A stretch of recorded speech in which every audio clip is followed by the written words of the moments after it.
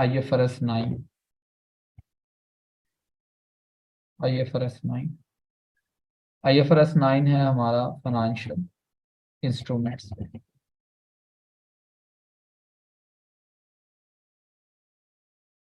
इसमें से भी तकरीबन तकरीबन हर अटेम्प्ट में क्वेश्चन आ रहा है, और स्टिल इसमें बहुत सारा स्कोप है।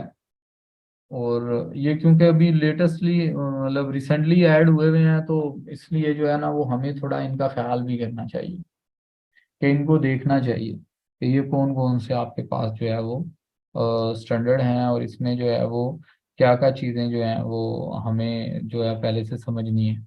ठीक है, और इसमें किस तरह का क्वेश्चन ऑलरेडी आ चुका है, और किस तरह का क्वेश्चन है जिनके आने के फ्यूचर में हमारे पास चांसेस हैं। तो ये सारी चीज़ें भी हमें जो है वो इन्हें देखनी चाहिए। तो यहाँ पे जनाब आई एफ आर एस 9 है हमारे पास फाइनेंशियल इंस्ट्रूमेंट। तो फाइनेंशियल इंस्ट्रूमेंट जो है, इसकी डेफिनेशन से बात शुरू करते हैं कि ये बेसिकली होते क्या हैं। डेफिनेशन कहता है कि financial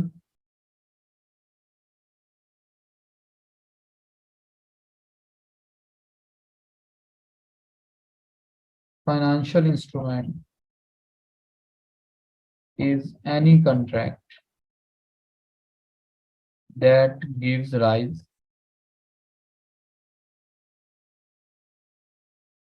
that gives rise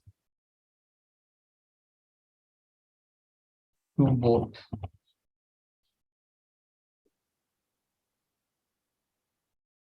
a financial asset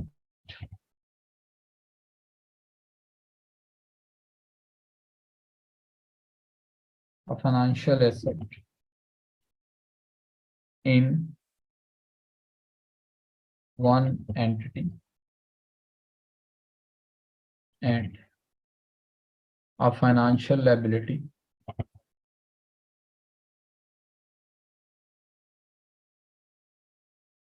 or equity instrument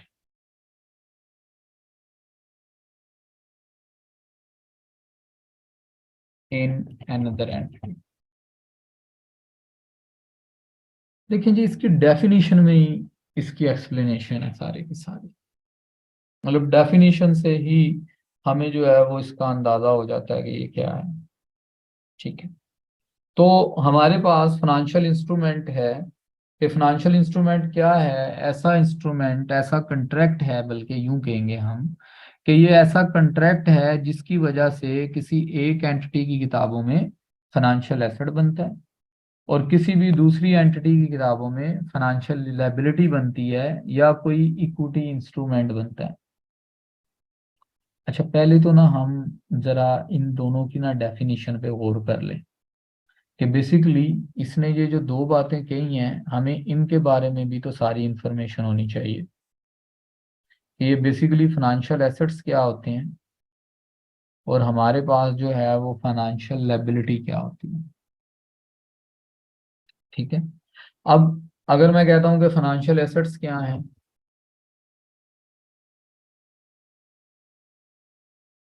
तो फाइनेंशियल एसेट्स की अगर मैं एग्जांपल लूं, तो मैं कहूंगा कि ये मेरा कोई भी ना एसेट है, कोई भी एसेट है। बल्कि मैं इसको यूं लिख देता हूं, एनी एसेट दैट इज क्या, पहली बात कैश है। मतलब कैश भी आपका फाइनेंशियल एसेट है। तो आप बल्कि कैश के साथ बैंक भी इंक्लूड कर, कैश है या बैंक है। ठीक है, फिर an equity instruments an equity instrument of another entity, किसी दूसरी एंटिटी का इक्विटी इंस्ट्रूमेंट है, वो हमारा फाइनेंशियल एसेट है। देखें, दूसरी एंटिटी का इक्विटी इंस्ट्रूमेंट का मतलब ये है कि हमने उस एंटिटी के शेयर्स परचेज किए हैं। अच्छा, अब यहाँ पे जो शेयर्स परचेज करने वाली बात है ना, अब इसमें थोड़ा सा जो है वो हमें इसके ऊपर ना गौर करना है। हमने कहा था कि जब शेयर्स परचेज होते हैं, फॉर एग्जांपल अगर मेरे पास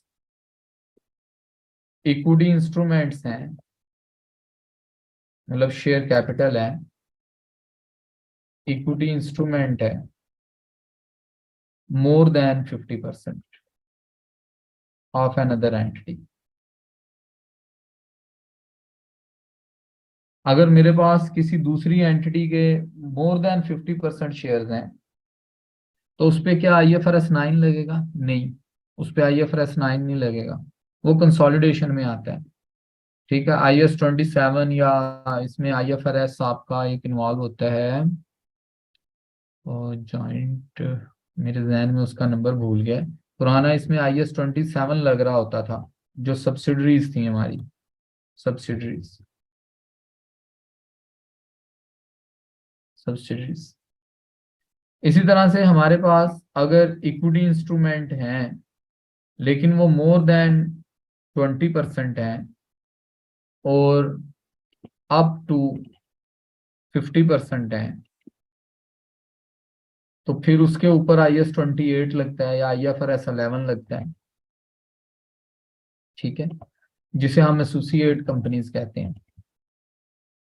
ठीक है, इन्हें हम क्या कहते हैं? इन्हें हम एसोसिएट कंपनीज कहते हैं, एसोसिएट्स। ठीक है, इसी तरीके से अगर हमारे इक्विटी इंस्ट्रूमेंट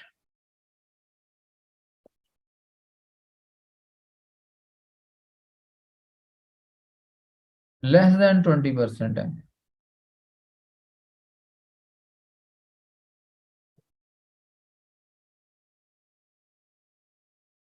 तो वहां पे फिर ना हम उसे अपने फाइनेंशियल एसेट में, मतलब यहाँ पे हम उसे IFRS 9 में फॉल करवाते हैं। ठीक है, फिर हम कहते हैं कि इसके ऊपर IFRS 9 ला देना। तो बेसिकली ये आपका एसेट है जिसमें आपका कैश भी है, उसमें आपका इक्विटी इंस्ट्रूमेंट भी है, और इसी में आपके होते हैं contractual right,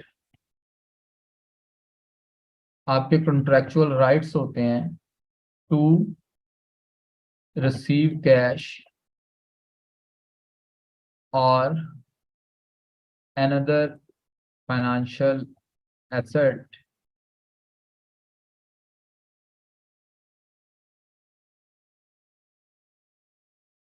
from another entity.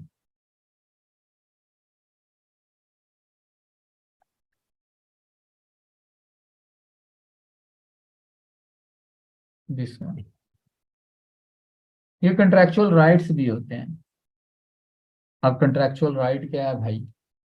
Contractual right है, लाइक फॉर एग्जांपल अगर मैं आपके सामने इसकी एग्जांपल शेयर करूं तो एग्जांपल्स के अंदर कौन कौन से एसेट्स हो सकते हैं, मतलब कैश और बैंक तो मैंने आपको बता दिया। इसका मतलब है मैं कह सकता हूँ इन्वेस्टमेंट इन शेयर्स, मेरे पास जो इन्वेस्टमेंट इन शेयर्स होती है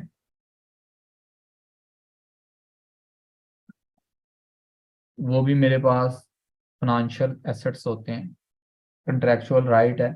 अच्छा, अगर मैंने किसी को लोन दिया हुआ है फॉर एग्जांपल और मैंने वो फ्यूचर में रिसीव करना है, तो लोन रिसीवेबल भी मेरे पास फाइनेंशियल एसेट होगा। ठीक है, इसी तरीके से हम क्या करते हैं, हम किसी को जो है वो स्टॉक बेचते हैं। अब जिसको स्टॉक उधार पे बेचा है, फ्यूचर में उससे पैसे भी लेने हैं ना, कंट्रेक्चुअल राइट है हमारा कि हमने वो चीज डिलीवर कर दी है और उसके अगेंस्ट अब हम उससे पैसे ले रहे हैं, तो ये हमारा कंट्रेक्चुअल राइट है। ठीक है, तो हम कहेंगे कि जनाब इसमें हमारे जो डेटर्स होते हैं वो भी हमारा फाइनेंशियल एसेट्स होते हैं।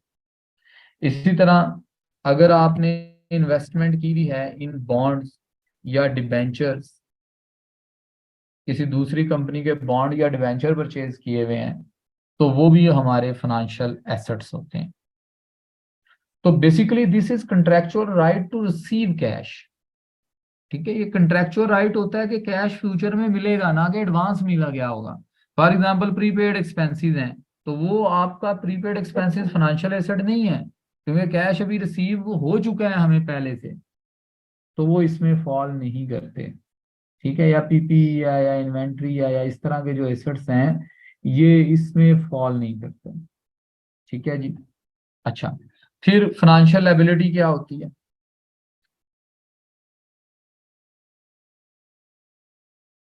Financial liability. तो फाइनेंशियल लायबिलिटी को हम कह सकते हैं एनी लायबिलिटी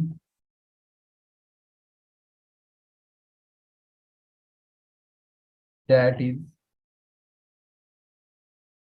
बल्कि एनी लायबिलिटी कर लें और यहाँ पे इसको एक्सप्लेन कर लेते हैं। दैट इज, 2 मिनट मुझे दें जरा, अजान कंप्लीट हो जाए।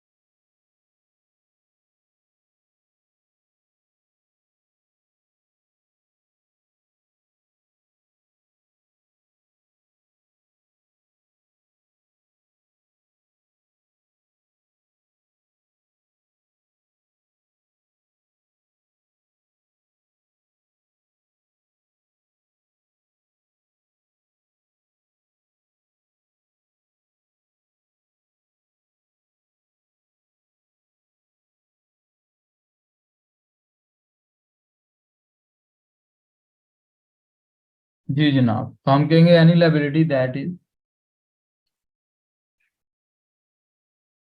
बल्कि कंट्रैक्चुअल, वो था contractual right to receive the cash, ये होगा contractual obligation to deliver cash और another financial asset to another entity। तो अगर मैं इसकी मतलब, ये आपका कंट्रैक्चुअल वो क्या था, वो कंट्रैक्चुअल राइट था कि आप फ्यूचर में कैश रिसीव करेंगे या आप कोई और जो एसेट है, फाइनेंशियल एसेट, वो ट्रांसफर करेंगे। ठीक है, लेकिन ये आपका कंट्रैक्चुअल राइट नहीं है, ये ऑब्लिगेशन है, लायबिलिटी की बात हो रही है ना। तो लायबिलिटीज आर बेसिकली ऑब्लिगेशंस। तो हम, ये हमारा कंट्रैक्चुअल ऑब्लिगेशन है कि हम फ्यूचर में जाकर जो है वो उसको कैश देंगे या हम कोई फाइनेंशियल एसेट देंगे हम उसके बदले में। ठीक है, तो इसकी अगर मैं यहाँ पे एग्जांपल्स लिखता हूँ तो इनकी क्या एग्जांपल्स हो सकती हैं हमारे पास। हम कहेंगे जी हमारे पास क्रेडिटर्स, जिनको चीजें बेची हुई होती हैं हमने, जिन्हें हम अकाउंट्स पेएबल कहते हैं, अकाउंट्स पेएबल। ठीक है, ये हमारे पास जो है वो फाइनेंशियल लायबिलिटीज होती हैं। ठीक है, या हमारे पास जो है वो आउटस्टैंडिंग एक्सपेंसेस। ठीक है, कंट्रेक्चुअल हो अगर तो ये भी हमारे लायबिलिटी होते हैं। या फिर बाज़ औक़ात हम लोन पेएबल,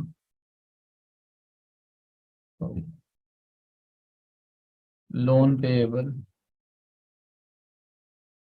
ठीक है, कोई से लोन लिया हुआ है तो वो जो लोन है ये भी आपके पास जो है वो कंट्रेक्चुअल मतलब फाइनेंशियल लायबिलिटीज होती हैं, पेएबल। इसी तरीके से आपने अगर डिबेंचर्स या बॉन्ड्स इशू किए हुए हैं, या समटाइम्स हम रिडीमेबल प्रेफरेंस शेयर्स इशू कर देते हैं।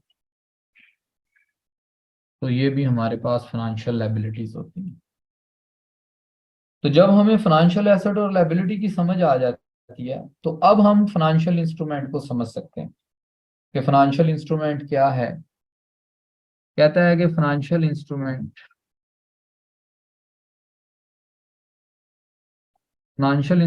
है एनी कंट्रैक्ट जिसकी वजह से एक जो कंपनी है, अब यहाँ पे फॉर एग्जांपल मैं दो कंपनीज की एग्जांपल ले लेता हूँ। ठीक है, आपके पास जो है कोई एक कंपनी है, उसमें हम कह सकते हैं जी कि कंपनी ए है,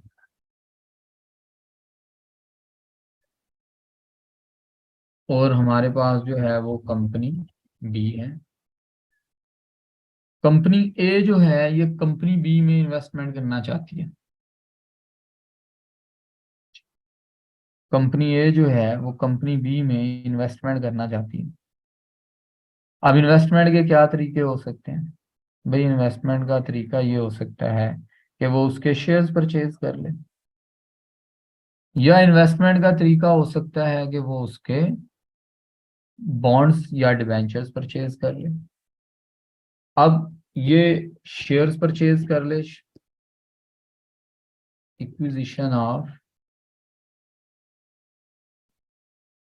शेयर कैपिटल,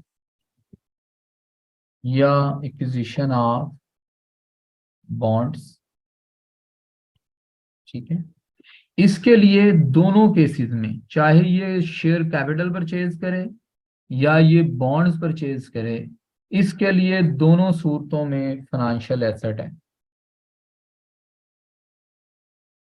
इसके लिए दोनों सूरतों में फाइनेंशियल एसेट है, चाहे ये इक्विजिशन शेयर एक्वायर करे, चाहे ये बॉन्ड एक्वायर करे।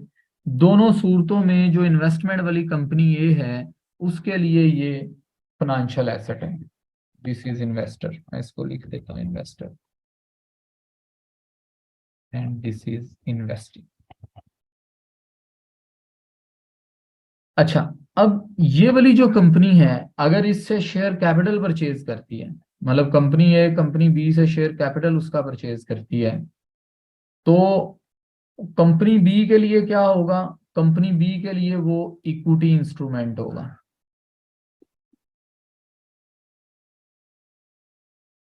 इक्विटी इंस्ट्रूमेंट होगा, ये फाइनेंशियल लायबिलिटी नहीं होगी इसकी। मतलब कंपनी बी तो अपना शेयर इशू कर रही है ना, तो कंपनी बी के लिए ये इक्विटी इंस्ट्रूमेंट होगा। बल्कि मैं इसको,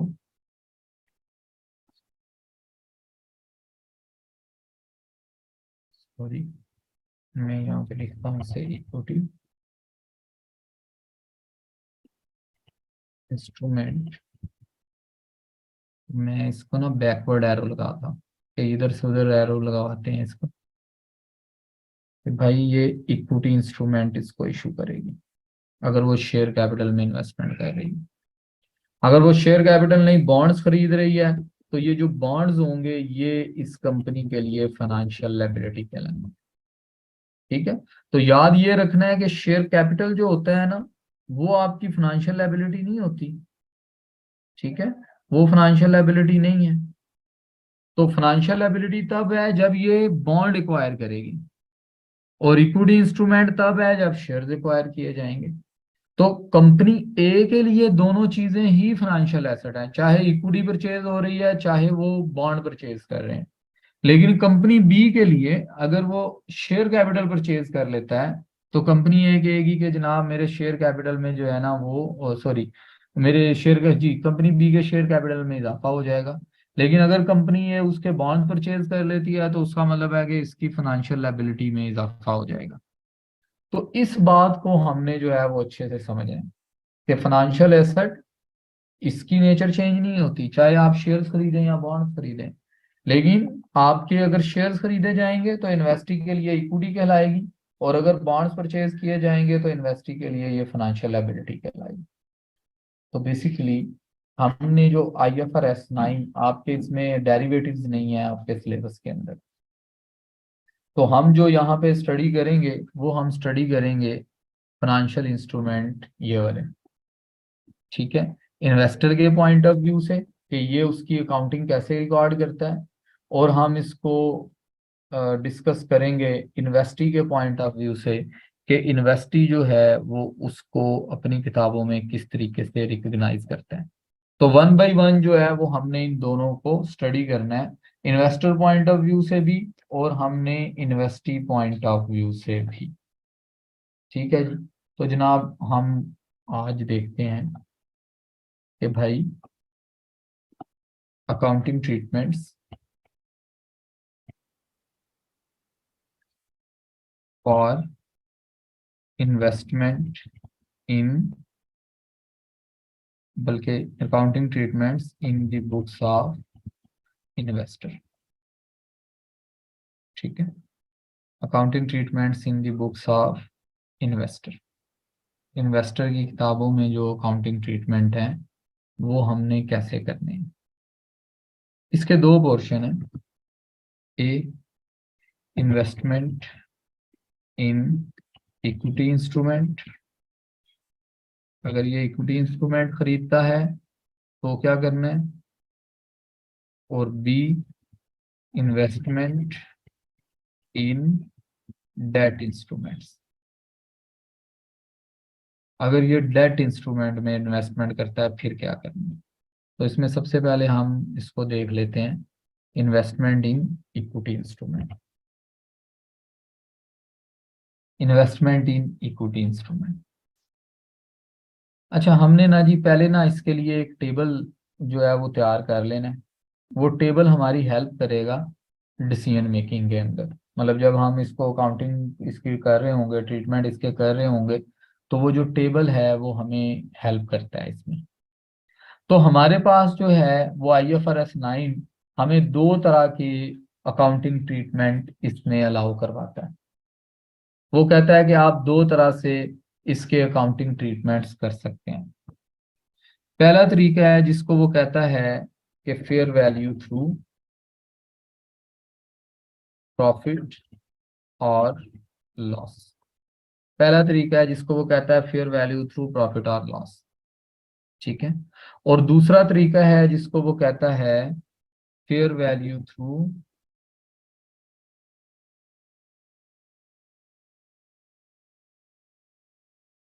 अदर कॉम्प्रिहेंसिव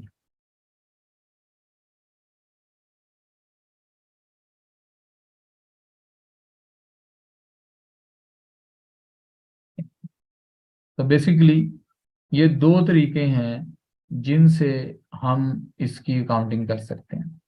ठीक है, ये दो तरीके हैं, एक तरीका है फेयर वैल्यू थ्रू प्रॉफिट और लॉस, और दूसरा तरीका है fair value through other comprehensive income.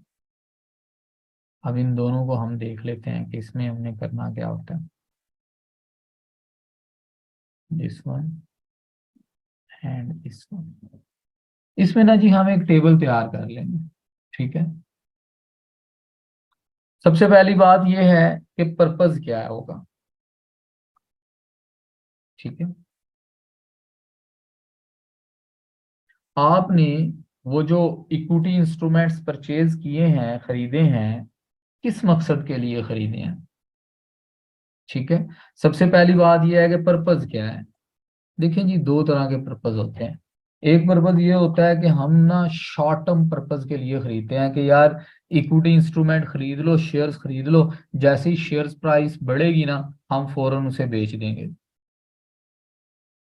और दूसरी ये होती है कि हम थोड़ा लॉन्ग रन के लिए परचेज करते हैं कि यार शेयर खरीद के रख लो, डिविडेंड मिलता रहेगा, लेते रहेंगे। तो इसका मतलब है कि हम जब इक्विटी इंस्ट्रूमेंट में इन्वेस्टमेंट करते हैं तो इक्विटी इंस्ट्रूमेंट में इन्वेस्टमेंट के दो रीजंस हो सकते हैं, यानी कि दो पर्पसेस हो सकते हैं। एक पर्पस ये हो सकता है कि हमने उसे ट्रेडिंग के लिए खरीदा है, और दूसरा पर्पस ये हो सकता है कि हमने उसे किसी और मकसद के लिए, मतलब लॉन्ग टर्म के लिए खरीदा है। तो अगर आपने उसे फॉर ट्रेडिंग पर्पज परचेज किया है तो आपने उस पर फेयर वैल्यू थ्रू प्रॉफिट और लॉस लगाना है। ठीक है, आपने उस पर फिर फेयर वैल्यू थ्रू प्रॉफिट और लॉस लगाना। और अगर आपने उसे किसी और पर्पज के लिए परचेज किया, मतलब लॉन्ग टर्म पर्पज है या कोई और पर्पज है, इसे मैं लिख लेता हूं फॉर अदर पर्पज।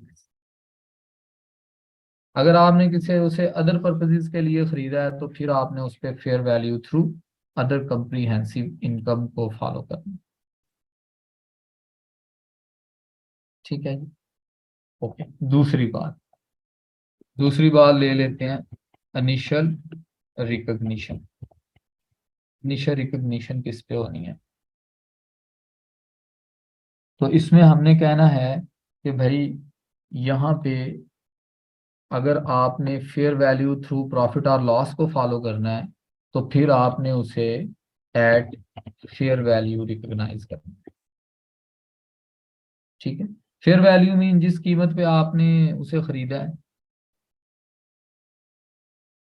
इसको हम कह देते हैं परचेज एट परचेज प्राइस। और अगर आपने fair value through other comprehensive income में लिया है तो फिर आपने लिखना है फेयर वैल्यू और इसमें ऐड कर देना है आपने ट्रांजैक्शन कॉस्ट। ट्रांजैक्शन कॉस्ट क्या होती है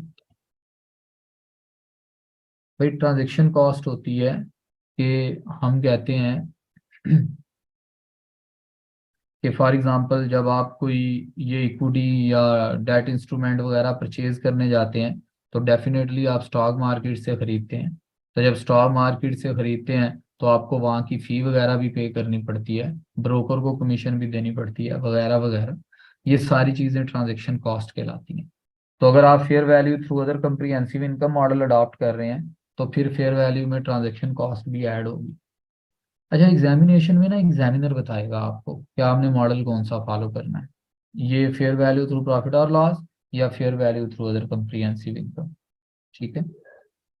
तीसरी चीज, चलें इसको हम अलग से भी लिख लेते हैं, इसको हम क्या देते हैं ट्रांजेक्शन कॉस्ट। जब आप फेयर वैल्यू थ्रू प्रॉफिट और लॉस फॉलो करते हैं तो आप ट्रांजेक्शन कॉस्ट को एक्सपेंस बना देते हैं इन प्रॉफिट और लॉस। आप इसे प्रॉफिट और लॉस में एक्सपेंस बना देते हैं और यहाँ पे आप इसे कैपिटलाइज कर देते हैं। कैपिटलाइज का मतलब है कि आप उसे इसमें ऐड कर देते हैं इन्वेस्टमेंट की कॉस्ट में। तो इसमें जो है वो हम इसे ऐड करा लेते हैं, दिस वन। इसी तरीके से फोर्थ पॉइंट, अब जारी बात है उस पर डिविडेंड भी तो मिलेगा ना, हमें शेयर्स परचेज किए हुए हैं, डिविडेंड इनकम।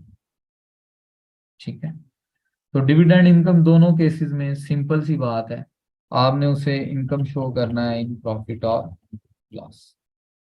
और यहाँ पे इसको भी आपने इनकम शो करना है इन प्रॉफिट और लॉस। तो डिविडेंड इनकम को हमने सिंपली इनकम शो करना है इन प्रॉफिट और लॉस। अच्छा, सब्सिक्वेंट मेजरमेंट मतलब साल का एंड आ गया, आपने जो इक्विटी इंस्ट्रूमेंट खरीदे थे वो आपने बेचे नहीं है।